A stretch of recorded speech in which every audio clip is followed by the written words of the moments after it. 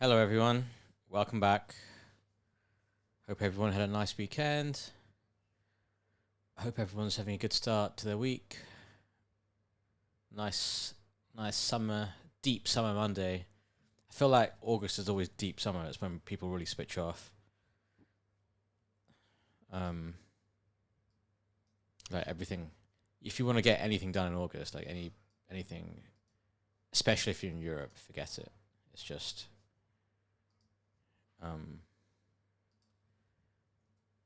not possible, is it really? Which I hate. I hate that. I like getting shit done all the time. Like, I think the most frustrating thing is you're the only one who's trying to actually do some things, and then everyone's shut down, and you're like, oh fuck. Um,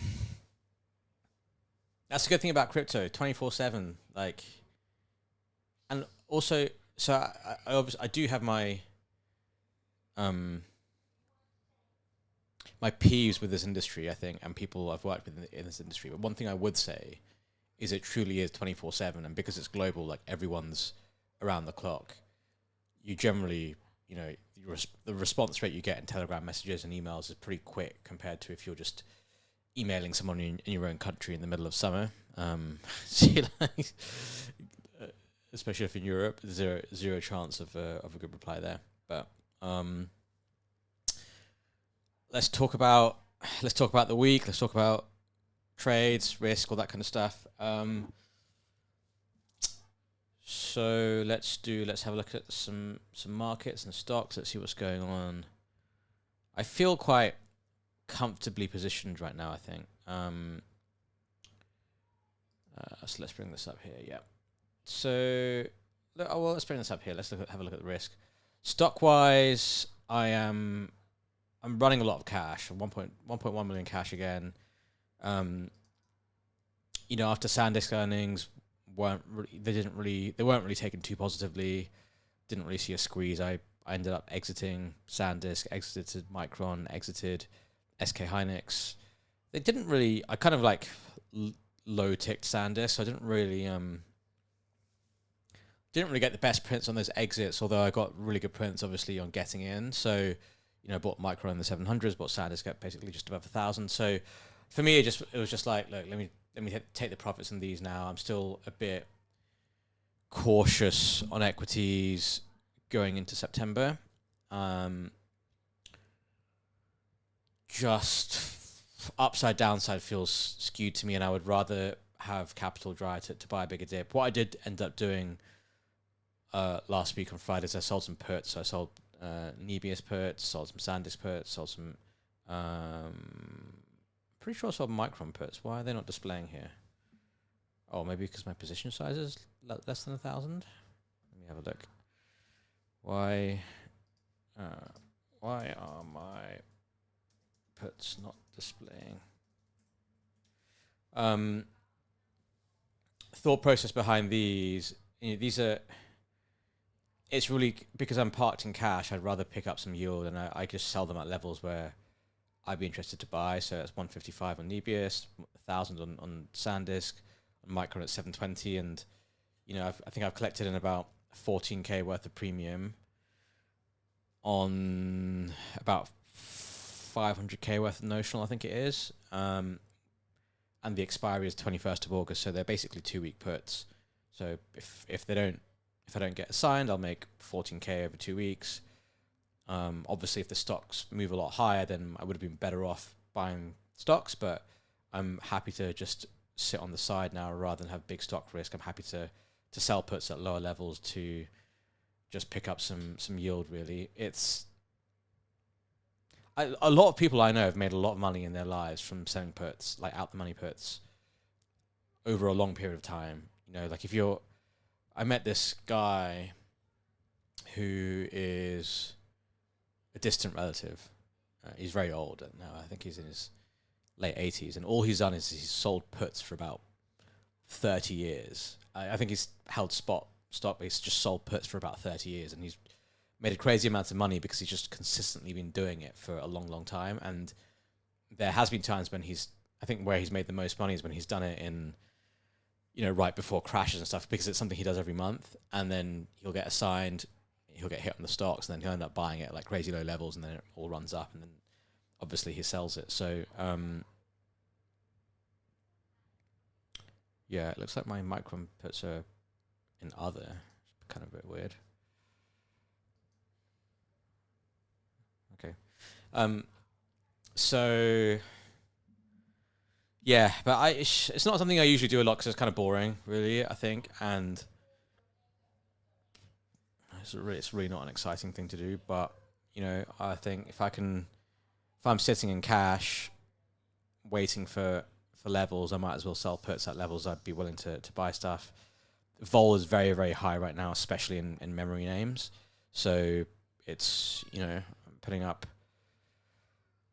500k of risk of stuff that I'm willing to buy at lower levels and be picking up 30, 40 grand on the month because Vol's so high. Like that seems pretty decent.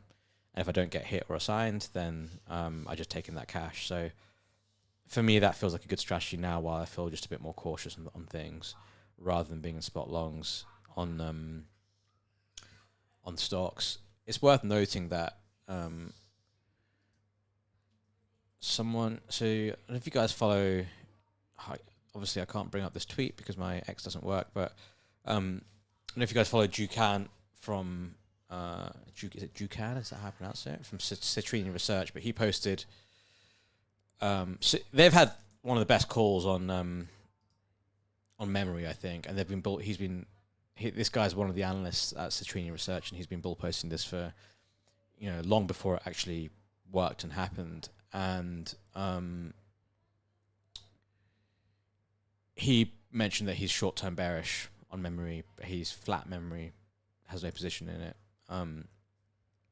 So I think that kind of caused a bit of a. I don't know how many of you guys are on actual FinTwit rather than CT.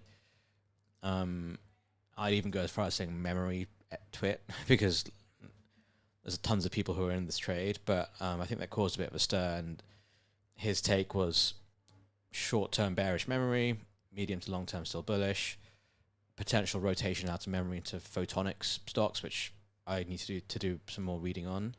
But that seems to be a theme that he has spoken about. Now, I see a lot of people saying, "Oh, this must be the lows now of memory or local lows," and there is an argument to say a lot of this trade has already played out because, we're sitting here with this stuff, all this stuff down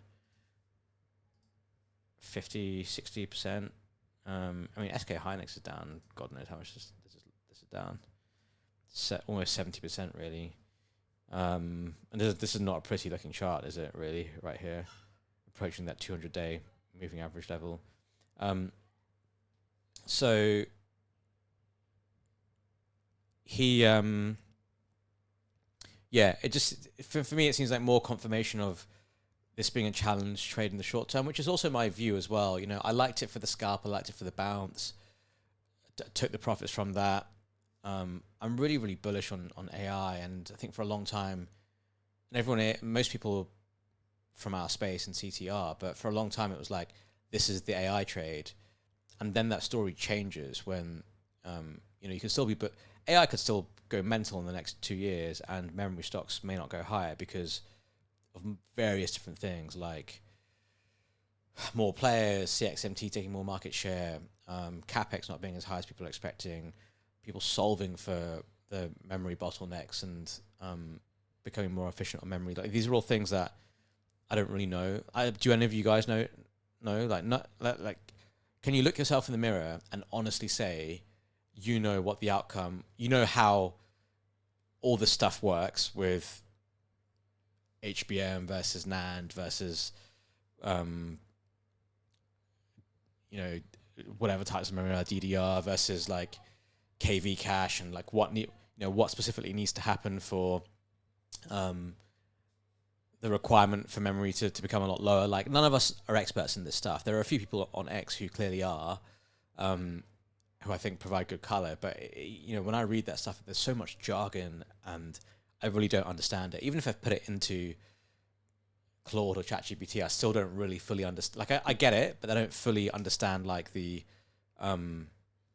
concept of it. So Um, it's like, I never kid myself to think I'm an expert on things. You sort of just have to, you do well, like when you are an expert on something, you pump that as hard as you can and crush it. When you're not, it doesn't mean you can't trade it or not have risk in it, but I think you have to just accept the fact that you're not an expert in it and kind of go by what other people say. And I think that's a mistake lots of retail traders make, especially in crypto, on CT, even on FinTwit. People will be like, oh yeah, this, I called this, it's like, mate, you have no fucking clue what any of these companies actually do. None of you guys are looking at any of the numbers, and none of you have any idea like how this stuff actually works and then where the bottleneck comes from. And so it's just kind of like, which is fine. I'm not saying you have to have an idea to make money out of it, but also I think it's important not to kid yourself on that. And I think, I think there are people who will have bag held memory stocks or top blasted it all the way down here, and maybe it doesn't go lower. I don't know. Who knows? I'm not an expert. But there are people who will continue to bag hold it regardless, just because they think they're right without actually paying attention to the people who know about this. And then often when you suddenly realize it, it's too late. So I am actually still bullish on memory, as I think the general finance community underestimate how quickly demand is going to grow for AI, but that is going to happen on a longer time frame, I think. And just going into September, a little bit worried about markets. All the stuff hasn't relied on good numbers, and there's probably 2 or 3 headlines that out there that could be negative. I just think could get better levels on this stuff to go long, and I think I was reading a tweet about something that Paul Tudor Jones said, which is like, whenever something closes above the 200-day moving average, and remember, I'm not a technical analysis guy, but over time I've started to realize that everyone is so obsessed with it, and there are clearly CTA accounts and algo accounts who are trading off it, so you have to, I think, pay some attention to it. But yeah, there are some, Paul Tudor Jones, legendary trader, has talked about if something falls below a 200-day moving average, then that's when you want to get out, because it creates a long-term structural trend reversal on it. So with SK Hynix, we closed, I think we had one close below it. This is technically below it if these lines are correct on my trading view. So that closed below it, hovering dangerously close to here. Now that could also be a good level to buy. Who knows? That could be a strong support level. But I feel like I'm more likely to. But this is the thing I'm eyeing up to buy, really. Micron is still very far away. That level is more like 620. SanDisk, I think that level is very close as well. Yeah, around that 1,000 mark, which we've been at before. I was lucky enough to buy some there. So I think those. You know what? I probably should get rid of this Micron put. It's just pointless. Really, 720. I think those are the good points to enter on. But we've tested that twice, right? We tested it once on SanDisk already. We tested it once on SK Hynix already. And then if you test it again and if you close below that again, I think people start shitting themselves a bit more, and then maybe you want to be patient on it. Unless you have like a double bottom and you go up, I don't know. I think what I would do is I would take a stab at a close below there, but I would have a very tight stop. Like if the next day we were looking like we were going to close below it again, then I would just get out. I think that's what I would do. I think that's the bet I would take. So we're getting to very interesting levels here on SK Hynix, on SanDisk. Definitely have been stronger and outperformer on Micron, but keep an eye on that too. I don't know, maybe some of this other stuff. All these stocks they're not that far away from these levels. Dell's a different story, I guess. But where's Intel? Intel's down a bit today. Yeah, I wonder what that level is in Nasdaq's. Probably still very far away. Yeah. Yeah, see, that's the level we almost tested again on in July. I didn't realize, but we were just a little bit above that. So it starts to get hairy once you go down here again. Don't get me wrong. If you go down here, I think you're meant to buy again. But if the next day you drop lower, I think you're meant to get out, because, you know, who's to say we don't get some hawkish stuff in September. Bad inflation numbers on Wednesday, by the way. CPI on Wednesday, definitely very important. Definitely very important for the market. But, you know, who's to say you don't go down here again? But I don't know. That's why I'm kind of sitting out of stocks right now. I would add some risk around these levels here. And, you know, basically where I've sold puts is a bit high on Micron. I've sold 720s where I'm on that, but SanDisk I've sold puts at basically 1,000, and Nebius.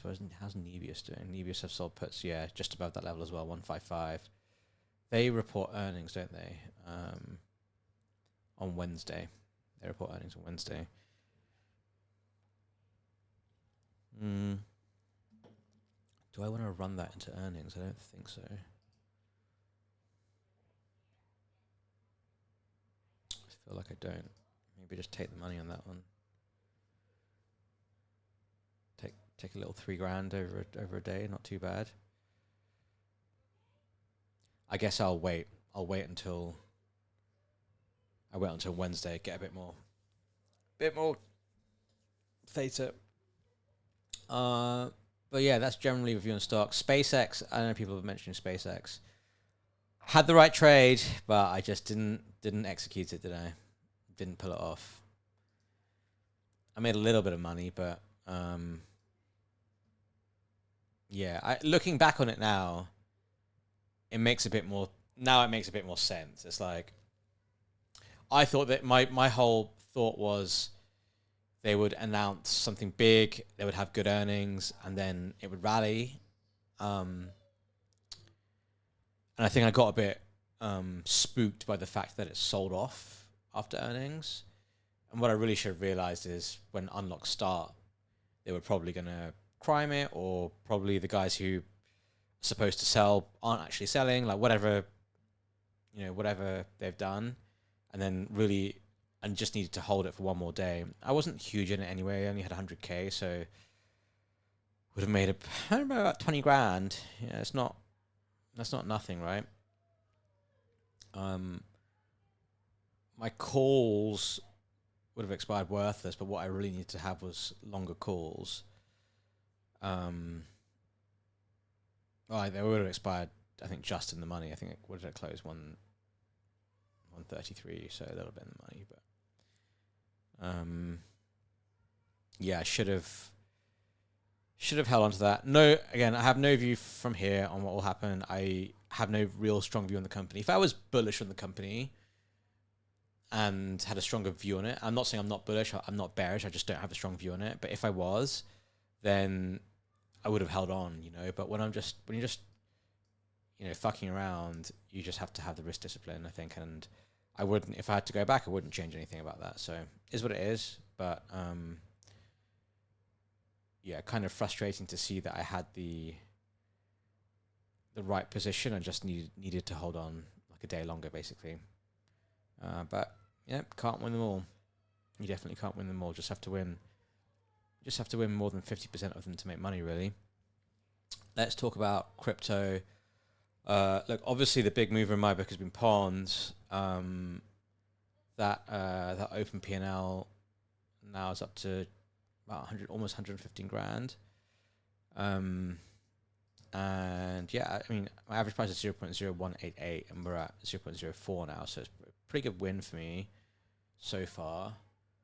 Let me bring this chart up here. I think this is something that I think is, and you guys will have seen me tweet a lot about it over the last couple of days, but something that I think is really bullish that you can't really ignore is we had this drop down to here, right? We had that massive red candle here. I think people probably threw in the towel here, thought it was all over. And since then, we have I think we've had almost 4 days in a row now of 6-figure revenues for PONS, 100K plus revenues. In terms of market share, it's back to 60%. So the 7-day share is 48%, which is still, still really high. Now, Noxa is 24% because of all the Cashcat volumes. Cashcat has been rallying a lot and doing a lot of volume. But if you strip this out, this is a much higher number. This is closer to 70%, right? Probably north of 70%. And in the last 24 hours, including Noxa, it's 60%. So, you've now had SushiSwap launch. You've had Bonk launch. You've had the Cashcat guys launch the Launchpad. And you've had Uniswap, the biggest DEX platform, also launch, and they're not even close to matching the market share of PONS. And that was the fear. That's why we dropped, right? That's why we dropped down here. People are like, oh, Uniswap going to eat their lunch, blah, blah, blah. Didn't really happen. And I think the way, I think if Uniswap were a bit more, if they understood the impact that their actions would have had, they probably could have done a lot better. But I think, the narrative in PONS changed very quickly, where it went from this, you remember when V2 was delayed and everyone was like, fuck, like dev sucks, all this kind of stuff. And I think they lost face a little bit. And then it's almost like Uniswap launching did them a massive favor, because it re-gave them this underdog narrative versus Uniswap. And then suddenly everyone's like, oh, PONS is for the people. And it's almost like people have forgotten about the V2 launch completely. And obviously memory in crypto is very short spanned. But it almost did them a favor, because now they had this underdog, let's beat Uniswap, David versus Goliath narrative. And it's actually done well for it from a community standpoint. And yeah, like I'll just say the same thing I keep saying. I'm not really that bothered about what people are saying on the timeline. I'm not really that bothered about this X versus Y. I think people can shill me all they want on different coins. I've never been one to buy because of getting like group shilled by people. I'm just looking at these numbers. It's not that complicated. I'm just looking at fees. I'm looking at revenue. I'm looking at market share. I'm looking at this multiple here, which is 0.8x right now. Annualized market cap over annualized revenue. It's still incredibly mispriced versus Pump Fund versus all these other guys. So that's it. It's not much more complicated than that. And is it just that easy? Is it just that simple? I ask myself the same question a lot, but I don't think people are looking at this chain that much. I think I kind of spoke about how sometimes you can feel you can have an edge versus when you can't. And I don't have an edge in memory stocks, right? These are fucking $1 trillion stocks that all the biggest companies in the world have insane experts covering it from a research analyst standpoint. They probably, all these big hedge funds probably have like a team of 10 people on their fucking memory research desk, right? That's not even a joke. They literally probably have 10 people working on this. There is zero way I can compete with that. And these are $1 trillion companies. So I can't have an edge in that. And anyone who thinks they have an edge in it, you're kidding yourself. You don't. Like, you can make good decisions and you can just mechanically buy low and sell high, and that's fine. But that's not edge, right? That's just doing what it should be really basic: buying low, selling high, making money, just doing it over and over again. That should be basic. But it's not an edge, right? You don't have an edge in trading these stocks. The guys that have an edge are the guys who are industry experts, or the funds or banks that have industry experts on their desk who are calling the stuff, who have probably got big in the stuff very early on. Situational awareness, they have an edge, right? They absolutely have an edge in it. They probably even have good information, given he's married to the Anthropic chief of staff. But you sitting at your desk at home, punting around retail stocks, looking at moving averages, you do not have an edge. I'm sorry to break it to you, but you do not have an edge. It's not an edge. You can be good at trading it, but that's not an edge on this stuff. But can you have an edge on Robinhood chain and on launchpads and that kind of stuff? Yeah, I think you can, because there's like how many people are trading this stuff? Like 100 people, 200 people? There are not that many active wallets trading this stuff. And there's clearly no institutional or high levels of sophisticated capital on this stuff. It's just all of us, right? It's all of us punting this stuff around. And then eventually it gets bigger and bigger and bigger, and then you get more sophisticated capital coming in, then things get more efficient, and then things start to move and become less gappy and less volatile. And it kind of reminds me of the NFT market. Like when I first started trading NFTs, it felt almost like free money because no one really knew what they were doing, and people weren't originally people collecting NFTs weren't traders. Most of them didn't have trading backgrounds. They were all collectors. So if you came in as a trader and you understood how an OTC market worked and you understood buying and selling, like you could come in and make a lot of money from it, and you did, and I did too, and it was like incredible to trade for a long time. And then it started to get very hard as technology advanced, and you got bots coming in, and more people came in because they realized there was a lot of money to be had there.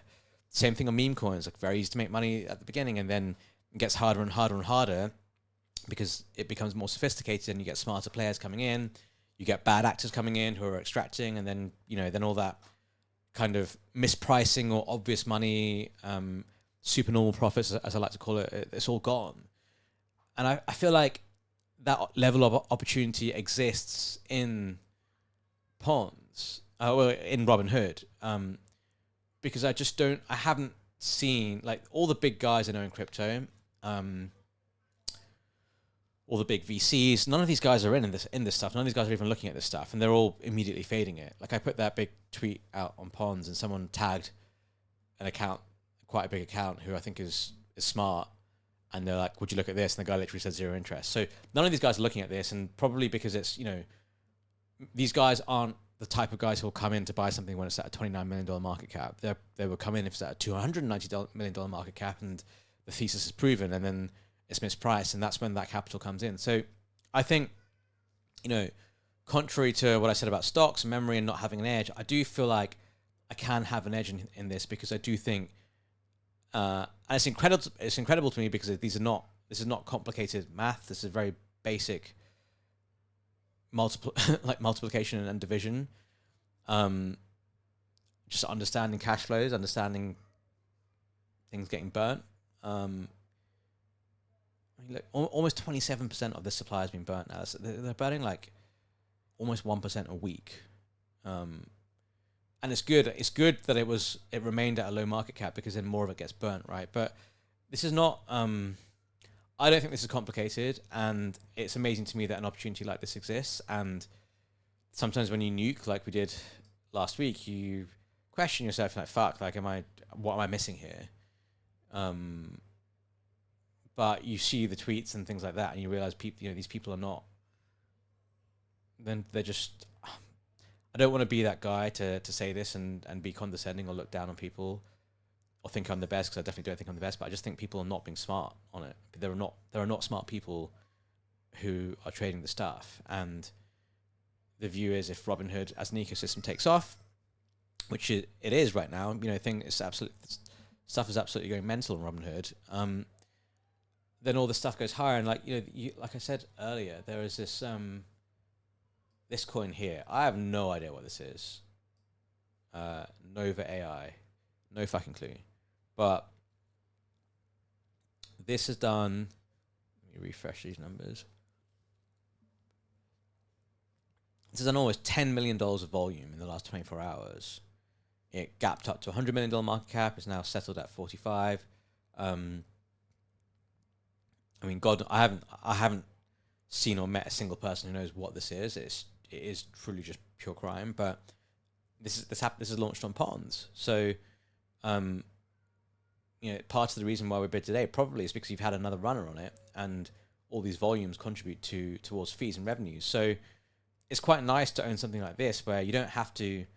When I see this, I'm like, everyone always thinks, "Fuck, I would have loved to have bought it here and made 100 times my money." Like, reality is, all the shit that we buy never goes 100x, and the shit that we don't always does. It's hard to buy any of these, but seeing it launched on PONS, I'm like, okay, well, that's good, because that's another runner on PONS, and those fees get contributed to this. Another one is called TA, Trump account coin.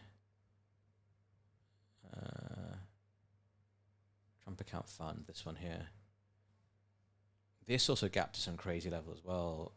Was it over the weekend? I can't remember. On Friday, it may have been on Friday. Yeah, like what changes to market. By the way, Gecko Terminal way better than. Maybe this is the wrong chart. I don't know. It's maybe the scam one. This is a scam one.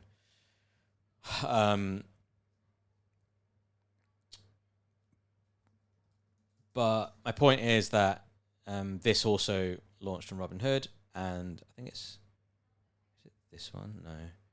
And all these volumes contribute towards the fees. And if Robinhood really takes off and PONS remains the number one launchpad, you will see more launches, you will see more runners, you'll see more revenues get printed, and you'll see more tokens get purchased and bought back and burned. And you will see this go higher, I think. Like it feels like to me a good proxy for the chain. So I think this launched not even a month ago, so it's relatively new, just about a month ago. So I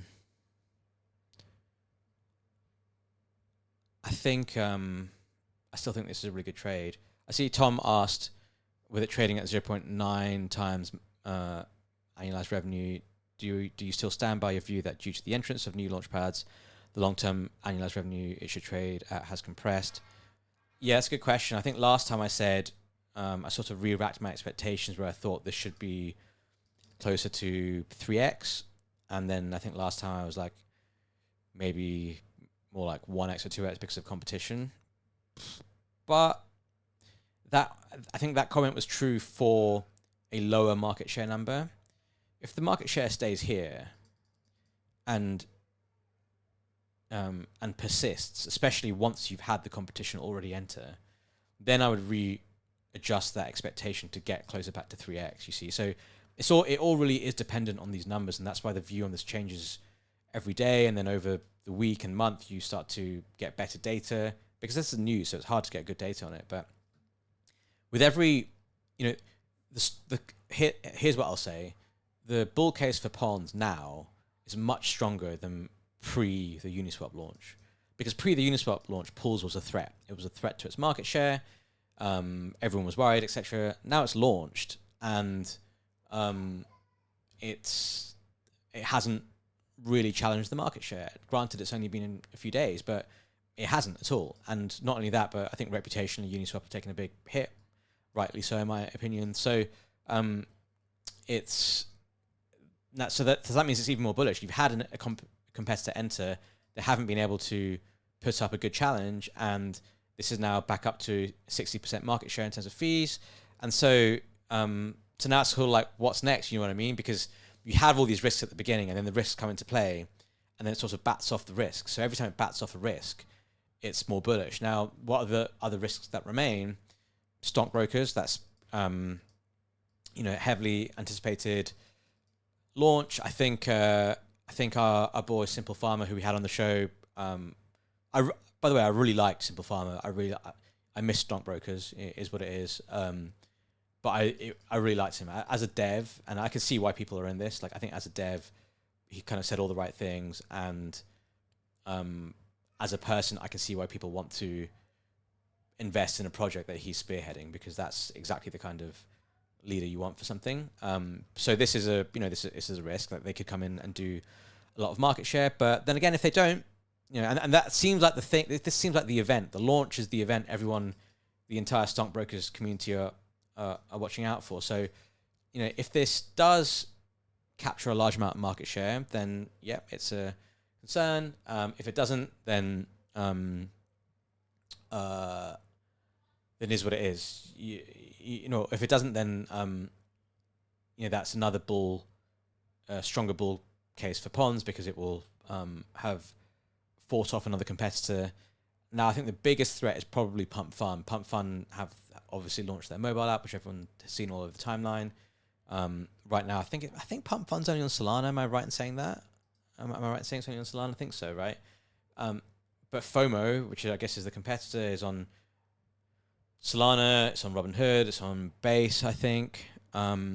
So you would think that eventually Pump Fund tried to expand towards other chains as well, and I think that would be the risk for PONS if Pump Fund come to Robinhood and start doing something. So, But if those two things go out the way, and also don't forget, you may lose market share, but if the overall pie grows a lot higher, then your revenues, you can still increase your revenues while losing market share, and that's a real possibility if Robinhood chain takes off. So we just have to look at these numbers. You can't really know without looking at these numbers. And the amazing thing about this ecosystem and this chain is because there is a lack of sophisticated players, in my opinion, where people are not looking at this every single day. At least large capital is not looking at this every single day. When the numbers show, you have an opportunity to buy risk or sell risk because it takes a long time for it to get priced in. And you could have, we've had, today is going to be our fourth,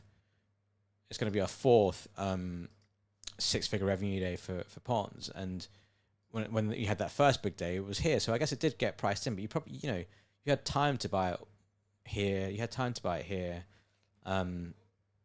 And then slowly people start to realize, and then people all jump in. So, that's the story on that. And I feel like I just want to carry on. I see it's down a bit. I think people are mentioning Bitcoin is down a little bit, but I don't know. I mean, it's going to be volatile. You'll get big sales from time to time. We've seen them many times. Someone sold 20 grand. The liquidity is still relatively thin on it. 1+1. I don't know how the concentration of that either. So maybe some more sales actually. 16 grand sale. So it is. This stuff is. It's basically. I mean, it's not a micro cap if you're in the context of meme coins. A micro cap is stuff that's like at 10K. But it is still a small cap, so it will be volatile, I think. And I'm just not really paying attention to the noise. More paying attention to these numbers here and trying to stay focused on that. And if this story changes, then it changes, and that's when we have to think about that. But some of these numbers, the buyback pace, the inflow coverage, some of these numbers flipped green when they were red last week. This revenue momentum number was more negative than it is now, so that started to improve. So the momentum of this is actually starting to change for the better, and I think it has a bit more of a tailwind behind it now. Also, like when you've nuked a couple of times and then you bounce back, it gives people more confidence that, okay, this thing is here to stay, right? It survived attacks, it survived nukes. So yeah, that's my view on that. We'll see how that goes. I guess I'll answer some questions. Just having a look at why my P&L is so down, but I guess a bit of a red candle on PONS there. I see some questions. Let's go through these questions.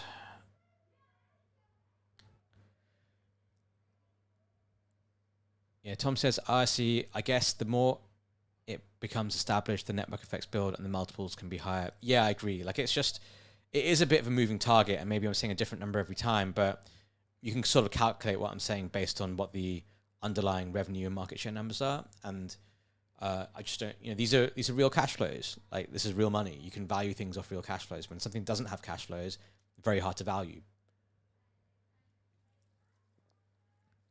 Very hard to value because you're just guessing sentiment, and maybe you can pull some quantitative stats and holes and stuff, but it's hard to, there's not a valuation model for it. When something does have cash flows, there is a black and white valuation model for it. And because it's so new, the only question is, is it fair to annualize it? And that's the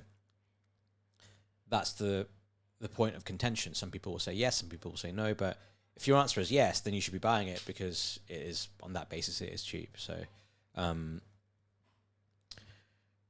OSF, would you consider getting in on Stockbroker? Like I said, I really like Stockbroker. I think I wouldn't buy it here. For me personally, let's pull up the chart. I'll give you my reasons. And again, this is not FUD. Don't be upset at me because I have a different view. Everyone's entitled to their own views, but I'm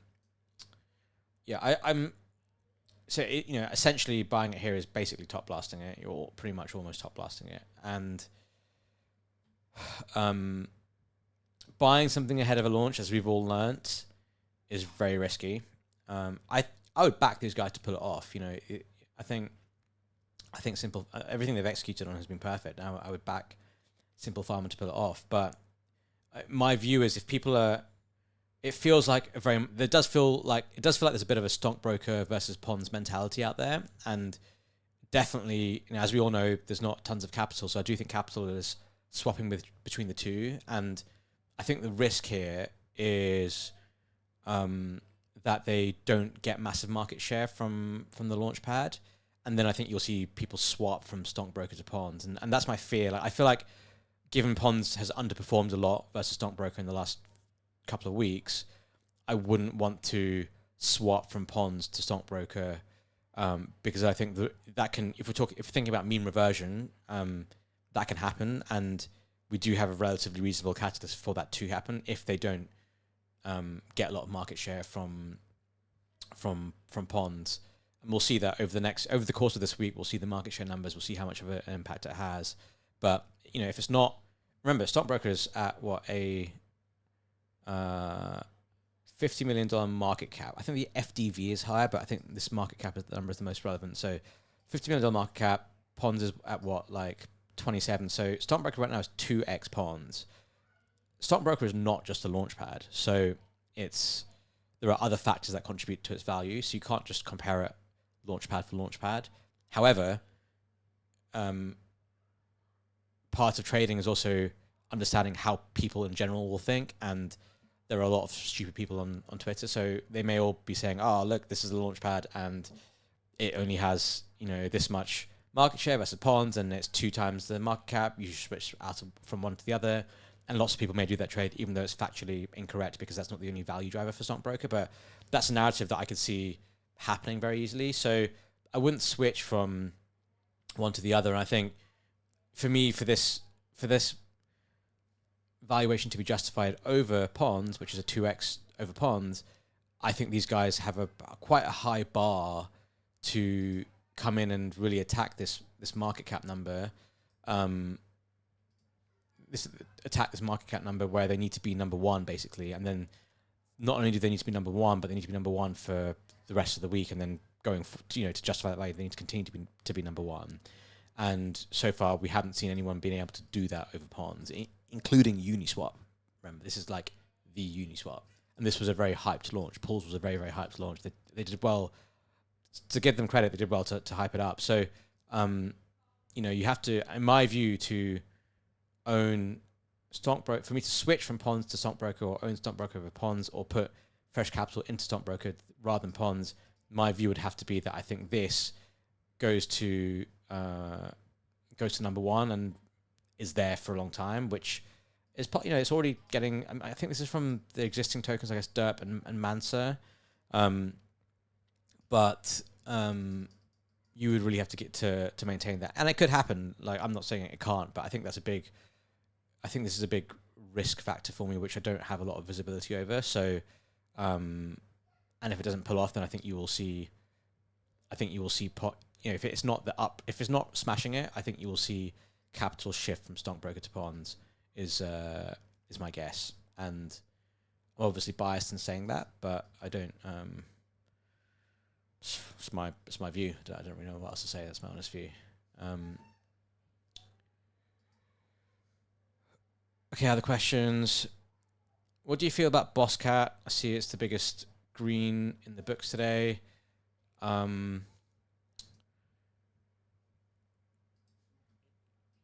Yeah, that's a good question. So I mean, Bosscat himself is a very legendary Rekt guy. Rekt whale, basically been there since the beginning, been a big supporter of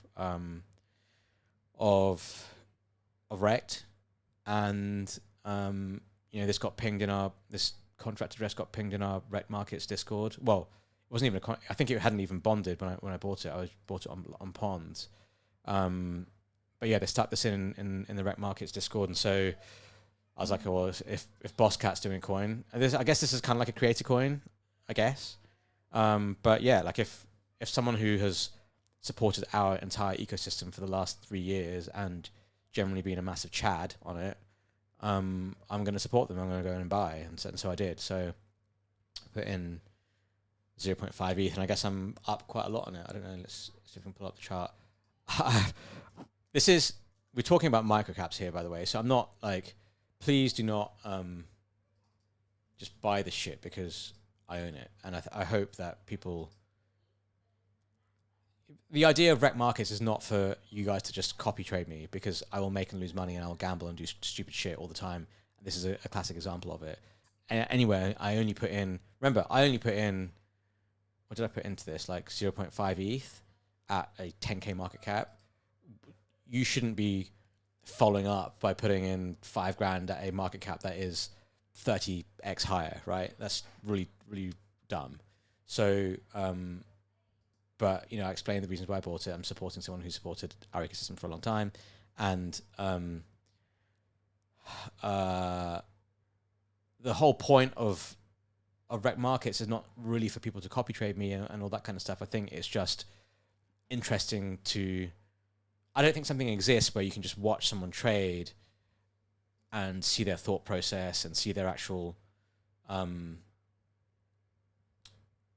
positions, see their buys, their sells, everything, and kind of have that perspective. I don't think something like that exists, and it's sort of like, you could say it's entertainment. I might have some big down days, might have some big up days. It's quite good entertainment to watch, and there are people like to watch people trade. I mean, people like to watch people play video games, right? Esports. The concept of esports, actually, 20 years ago when I was growing up, is so stupid. Like, you would imagine. I know a lot of our community are a similar age to me, or if not older. So, imagine you're playing on your PlayStation, you're playing FIFA or something like that, and someone's like, "Oh, hey, do you want to go and watch like a bunch of people play FIFA and watch them play it?" And you'd be like, "No, like I want to play." But the concept of spectator sports, if you want to call it that, or spectator entertainment, has changed over a long period of time, to the point where even streaming, again, like all this shit we see on streaming, if you ask people that 20 years ago, they'll be like, no, I have zero interest to watch anything like that. But it's become big now. And that's why I think the whole idea of Rekt Mkts, I think it's supposed to sort of be that, because like I do obviously like trading. I like talking about trades and ideas and getting involved in this stuff. I think crypto is an incredible space where you can have the biggest of wins and the biggest of losses, and it is really good entertainment value. And that's why CT is so big. People love reading these zero to hero stories, and they love reading these like complete Rekt stories. And the entire concept of Rekt, guys, is about taking these degenerate bets and high risk moves, and losing it all just to make it all back, and all that. So I think the concept of that is quite fresh and quite new, and exists in maybe in some formats, but definitely not in the format that we're doing it. And that's sort of the idea behind all of this, really. So everyone is responsible for their own decisions. They can do their own trades. They can do whatever they want. I'm not here saying buy this, sell that. I'm just doing a bunch of shit, and fully aware people may and probably are copy trading on stuff. But why don't you wait until you see I have a big fucking loss on something, see how you feel about that, right? If you if you're copy trading me, great. Well, I don't know, whatever. It's your own decision. And it's fine if you get some wins. But I've had some big losses in my time. Not only just when I used to work at a bank, but also in crypto. Some big losses. And if you're just blindly copy trading me, you are going to have the stomach to be able to withstand those losses, because they will come. They always do. They will always come. I had some losses so far, but not huge ones. But they'll always come where you take a huge bet on something and then fucking down. There's probably people who tailed the PONS trade and then it nuked last week and probably sold at the lows, and now it's up again. You know what I mean? Like, it's not just as simple as like, let's just copy over you. I think you sort of have to have the balls to ride through things, and the ability to stomach losses. And remember, like I'm also trading and gambling with money that I can afford to lose. Like if this entire portfolio goes to zero, I will be upset, but I'm not going to be on the street, and I'm not going to be begging for jobs. I'm not going to be like, fuck, how do I put food on the table, or how do I pay off debts? How do I do this? I don't have any debts, but like, at least not monetary debts. I definitely have a lot of social debt. But that it's not going to be an issue for me. But if you're copy trading me and then you're putting in like 100 grand and you kind of need that 100 grand, then you have to understand that, you have to understand the situation. So this is why I'm really bluntly advising people to not copy trade me. I think the purpose of this is to just get ideas on stuff and hear. I find it really helpful to hear actual people's thoughts, and I like to hear the smartest people's thoughts I can and pull them all together, and then make my own decisions based on that. And sometimes it's like, okay, these three guys have been really good on this, I'm going to kind of go with their call. Sometimes it's like, okay, here's the whole landscape, but I kind of disagree, and this is what I think. This guy's too married to his position. You know, this guy's too in love with PONS. Like, I can't take what he takes seriously because he won't talk about anything else. He won't shut up about it. Like, you know, you have to. I think I take all this information together, and then I subconsciously go ahead and make my own decisions as well. And especially on market calls, I think there are some very good people on macro market calls that I like to follow. So. Yeah, I mean, I know probably most people won't even listen to what I said, but I just feel like I need to say it out of trying to explain what the point of this is. Don't know, did I just waste my time for the last 5 minutes? Probably, yeah. All right. What other questions? Any update on Mando being included into Rekt Mkts Pro? Will he be doing his own spaces to talk through his book? Yeah, so I've been started working on integrating him into the website last week. His positions are too big, so we can't fit all the digits on the screen.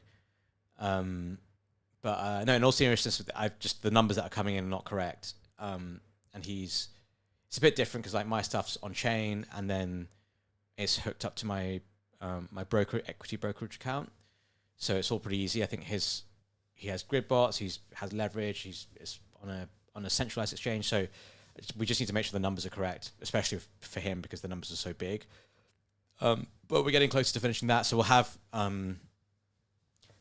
his risk up on it. Can I show you a preview of this? Let me see. Let me see if I have this.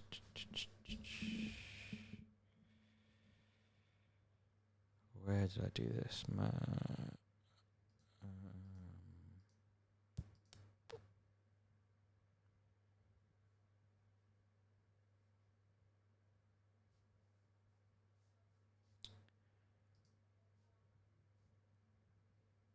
I don't think I have it. Can't find it. Wanted to show you guys a little preview of what it looks like. I'm hopeful that we can get that hooked up this week. And then I think Mando wants to do his own spaces. So he'll probably do his own spaces. I'm going to get him set up with this kind of layout that I have. So you'll have the P&L numbers, it will show positions and all that kind of stuff. And then we'll do some spaces together. Like maybe every Friday we'll do the ones together. But I think I don't know. I was a bit anxious is the wrong word, but I was a bit like, I wasn't sure how it was going to go just solo streaming. It's a bit of a weird thing, but I've actually really enjoyed it. I think in the last, since starting it really, I actually look forward to these, before and one of the reasons why I just pulled back away from doing podcasts. So it always felt like a hassle. It never felt like the thing that I wanted to do. And, I think maybe in the past it's because if you have a lot of sponsors and you have to go through their stuff, then you have to interview people and all that kind of stuff. And then, I was never really on my own stream, so I didn't have control over what the shows were going to be. And I just have a terrible attention span. I can't listen to something. I just can't listen to, even if I'm interested in something, I generally can't listen to it for more than a couple of minutes. But, so I just didn't enjoy doing it. I realized I was doing these podcasts and streams and I was just doing other work on the side that I was more interested in. So that's why I was a bit apprehensive about doing this. But then I realized if I'm just doing it myself, number one, I have to speak. I can't just sit there and do other work. Maybe I should do that one day, see how it goes. And then the second thing is you just talk about, I